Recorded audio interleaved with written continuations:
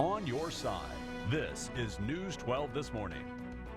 A big decision for Richmond County schools today, how a school board vote will affect how your child's classroom is run and evaluated. And Georgia is raking in big money in the film industry, but Augusta, not so much. How city leaders are working to change that. Plus, the skies are clear this morning after some major storms hit much of Aiken and our area. But I'm on your side with what you need to do after severe weather hits. Good morning. It is Tuesday, April 21st. The time is 6 a.m. I'm Laura Warren in for Jess this morning with Tim Strong. Good morning. Good morning. How is the weather looking out there? A lot of cleanup. Casual. Yeah, very quiet this morning, as Julie was mentioning. The skies are clear, and they are, and they're going to remain that way through the afternoon. Today, tomorrow, certainly going to be a lot quieter. So we look at Doppler Max radar, not showing any. Had some thunderstorm activity late last night, had a few watches, kind of our northern counties. No advisories that have been extended all the way through this morning, so we'll remain quiet here. Let's get a look at the Windsor Cam down at Washington and Berkman's Road, which is a very quiet Washington and Berkman's Road. Roads dry, temperatures continuing to cool here at the top of the hour, 6:01. It's 54 degrees. Winds starting to lighten up just a little bit more. Air temps cooling. We've got 70s to look forward to, and skies that are going to be mostly sunny. So that is definitely going to be good for a lot of cleanup that's going to be happening across parts of Aiken, Edgefield, Burke County, and the eastern tier of the CSRA, with a lot of down trees still needing to be cleaned up. So we'll talk more about the forecast. We are looking at our chances for rain returning late this week, so we'll show you that in just a little bit. Laura? All right, thanks for that, Tim. Breaking news overnight, a murder investigation underway at the River Glen Apartments on East Telfair Street. The Richmond County Sheriff's Office says they responded to a disturbance in the parking lot at 12:45 this morning. They found a dead man who appeared to have been beaten.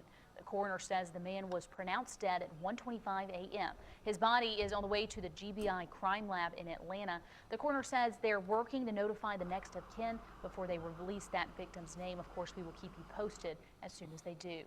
The skies are clear this morning, but it is day 2 of storm damage cleanup. News 12 Julie Calhoun joins us live in Aiken County in one of the hardest hit areas we have seen. Julie, how's it looking out there? Right, Laura, it's definitely hitting. I mean, a tornado even hit here in Aiken County with reaching speeds up to 115 miles an hour. Now you can see right here, there's parts of a carport, a lot of debris out here, parts of screen doors. Now, if you want to follow me, I'll show you just some more of the debris that hit just this area. I mean, there's glass all throughout here, you know, pieces of roofs, doors, wood, just a lot of debris. You can see even right here, there's a carport that completely collapsed. So obviously it hit Aiken pretty hard and left a lot of people shaken up. Now, SCE&G reported about 200 to 500 people without power. Now, if you have trees down or destroyed property, one of the first calls should be to your insurance company. You'll want to talk to your agent about your deductible and whether it makes sense to file a claim depending on how much repairs will cost. Now, if you don't file a claim, give the IRS a call to see about filing a casualty loss on your tax return for next year. But of course, people out here are glad there's no round 2 of a storm, but it's something they definitely won't forget. And I heard it fall off, things bounce off the roof. What it was, I don't know, but everything's bounced off the roof back there. Now, luckily, there were no reported injuries or fatalities. But after the storm, you're definitely going to want to check out this damage. I mean, there's just still so much out here and so much out there. But you're going to want to be careful because there can be glass when you're walking around. And also make sure you use a flashlight and not a candle if you're looking through dark buildings. That can definitely cause a fire. And make sure to keep an eye out for fallen power lines and gas lines. But Laura, as you can see, it's still a lot of cleanup that needs to be done. So just make sure you're careful while you're out there doing it. Laura? Good advice, Julie. Definitely still a few days worth of cleanup out there at least. There were also 2 other tornadoes that touched down in our area. The first one, an EF2 in Richmond County in the Big Bean community right near the Burke County line. That one touched down at 3:42 Sunday afternoon. About an hour later, an EF0 tornado hit Edgefield County. That one lasted about 5 minutes with winds hitting 80 miles per hour. It rained so hard I could not see my next door neighbor's house. It happened at 4:10. And within 15 seconds, it tore my Florida room, which I haven't found yet. It tore the roof off of it and my awning on my front porch and my carport. Yeah, everything in here is pretty much a loss now. I actually spoke with that man yesterday. He was thankful that he did not have any injuries and his cat Lucy also made it out unscathed. But despite those 3 tornadoes and severe damage, no injuries reported in any of the 3.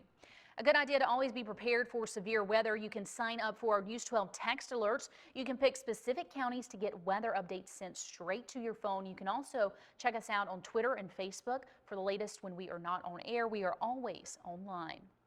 As construction continues on Riverwatch Parkway, damage from the expansion project has more neighbors on edge. That construction site causing major erosion and runoff problems, sometimes right into neighbors' front yards. Georgia DOT did hold a community meeting last night to give the public a few answers about that project and some of the damage it's creating. If nothing else, we've been able to establish a line of communication. They know that we're here for them. They know that we're willing to listen to them, and we're willing to see what we can do to assist them or address their concerns. Just be patient. We promise them a product that that'll benefit them and a product that they'll enjoy. So bad news for neighbors. That construction is still in the early phases. DOT says they'll be doing temporary mulching, installing sewer and water lines, and grading up near Old Evans, and all of that is happening this week. It is a multi-billion-dollar industry that Augusta is not cashing in on.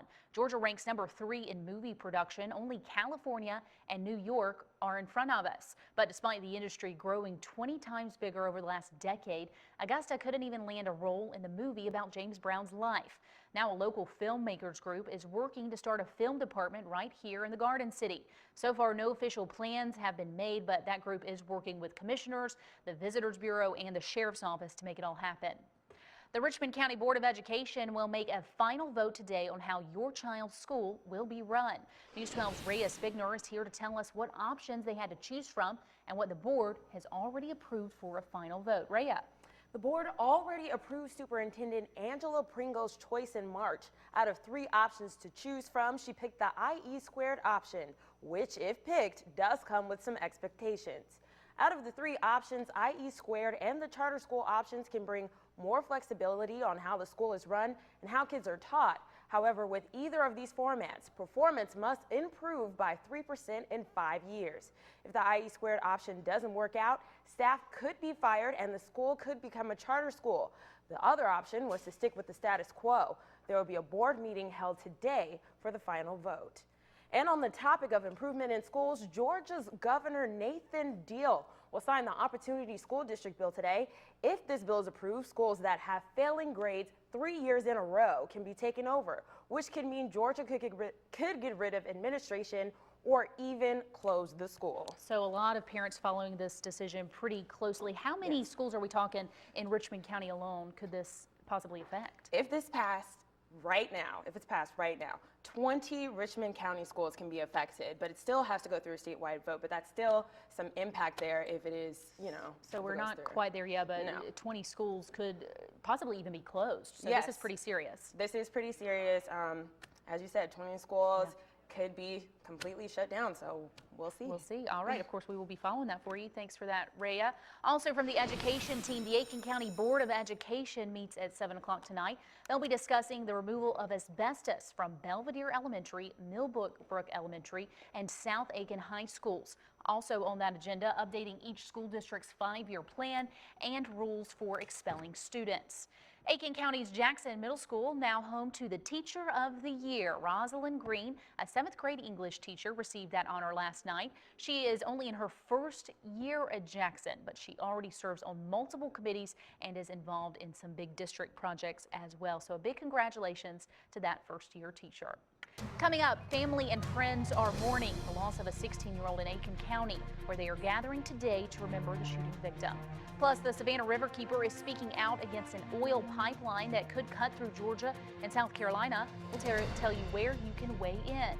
And we're on your side with a recall alert why Bluebell Ice Cream is pulling all of its products off the shelves. But first, millions of birds sickened with bird flu. How many states the outbreak is affecting?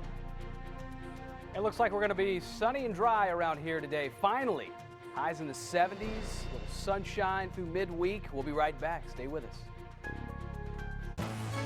You're watching News 12 This Morning with Jessica Dill and meteorologist Tim Strong.